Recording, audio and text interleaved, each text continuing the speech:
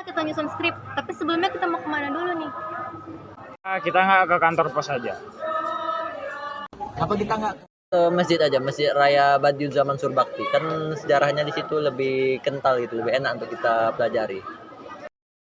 Sejarahnya apa? Itu masjid itu konon katanya bahan itunya adalah putih telur, kan lebih bagus gitu kalau kita mencari tahu apa penyebab dari pemakaian putih telur itu. Skripnya udah siap nih guys, ayolah kita pergi. Tapi sebelumnya ganti baju dulu ya. Oke. Siap-siap. Gas. Gas.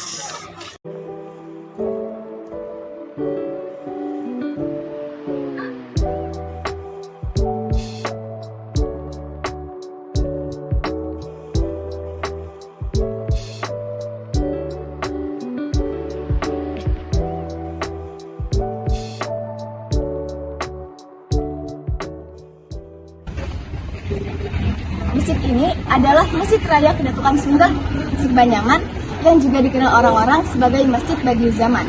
Berdasarkan info yang beredar, masjid ini didirikan oleh Datuk Badiul Zaman yang merupakan raja ketujuh dari Kerajaan Sunggal Kota Medan, Sumatera Utara pada tahun 1872. Dari banyaknya masjid yang memiliki sejarah di Medan, kami memilih masjid ini karena masjid ini memiliki sejarah pembangunan yang unik dan juga menarik. Konon katanya, masjid ini dibangun menggunakan putih telur sebagai pengganti semen untuk merekatkan batu dan juga pasir. Di bagian depan masjid, kita dapat menemukan makam yang merupakan makam dari 5 kedatukan Sunggal, yaitu Datuk Abdul Jalil, Datuk Muhammad Dini, Datuk Sulung Barat, Datuk Badiul Zaman, dan Datuk Muhammad Bahar. Masjid ini dibangun karena mayoritas orang Melayu merupakan orang Islam. Masjid ini didominasi oleh warna hijau dan kuning, karena warna hijau dan kuning identik dengan warna Karo dan Melayu. Untuk mengetahui info yang lebih lanjut, sekarang kita akan mewawancarai Ketua BKM dari Masjid Raya Kedatukan Sunggal Serbanyaman. Yuk. Baik, sekarang kita sudah bersama narasumber kita, yaitu atas nama Datuk. Izin bertanya ya Datuk, kami dengar masjid dibangun dari menggunakan putih telur. Ya, itu menurut penelitian ya. Dan sebagai bahan peredamnya putih telur. Apakah sampai saat ini masih ada yang menggunakan putih telur? Enggak ada yang awalnya aja. Itu dulu di bagian mana sebenarnya? Di luar ini, dinding dia itu dinding. Kemudian sudah berapa lama masjid ini berdiri? Berdiri dari nggak ada menjadi ada. Bangunan pertama itu tahun 1630 tahun oleh raja pertama Datuk Sunggal Datuk Adil namanya.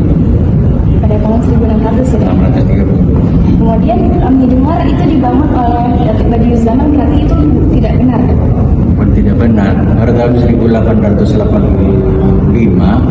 dipugar dibesarkan oleh Datuk Badiul Zaman yang ketika itu menjabat sebagai raja.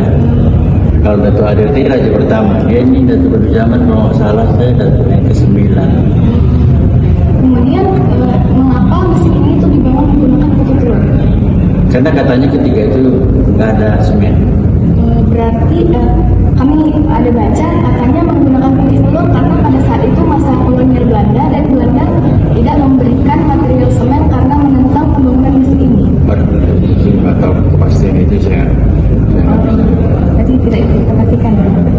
Kemudian apakah nama masjid ini dari dulu adalah pernah berubah atau sama? Sebenarnya masjid ini namanya Masjid Raya Kedatuan Sunggal Serbanyaman karena yang bangun itu kerajaan, jadi kerajaan Sunggal. Jadi nama Masjid Badiul Zaman itu dibuat oleh orang-orang. Jadi itu sebenarnya secara tidak resmi. Kemudian kami lihat di sebelah sana ada makam berapa, itu makam siapa? Nah, ini sebenarnya bukan makam umum, tapi prakteknya yang kita kasih sama umum. Dengan yang makam di depan itu Datuk? Yang mana yang prasasti itu? Yaitu prasasti menunjukkan bahwasanya ada 5 raja-raja Sunggal yang dihukum oleh Belanda dibuang ke Jawa Barat. Masjid ini kan udah berdiri dari tahun 1600 ya Pak Datuk? Iya benar. Kira-kira apakah ada perubahan drastis yang terjadi dari dulu sampai sekarang? Perubahan drastis itu adalah besar kecilnya. Dulu kecil seluas 4 yang tambah sedikit ya. Nah, sekarang menjadi luas begini, gitu loh. Dibesarkan lagi, karena umatnya tambah banyak, jadi perlu pembesaran. Kemudian, kenapa masjid ini disebut memiliki sejarah yang Ya kami dibangun pada tahun 1600-an. Kan itu sejarah jadinya kan, sebelum ada republik ini. Di Pugar dibesarkan tahun 1800-an. Terus sampai sekarang ini sepertinya tidak diperhatikan.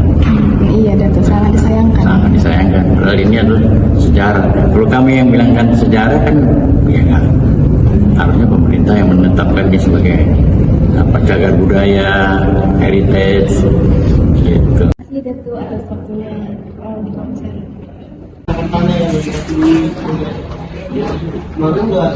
Sekian informasi yang dapat kami bagikan mengenai masjid ini. Semoga masjid ini mendapatkan lebih banyak perhatian dari kalangan masyarakat. Karena para datuk-datuk dari masjid ini telah mendirikan masjid sebagai fasilitas untuk masyarakat dikala masjid masih sangat minim pada masa itu. Sekian dari kelompok kami.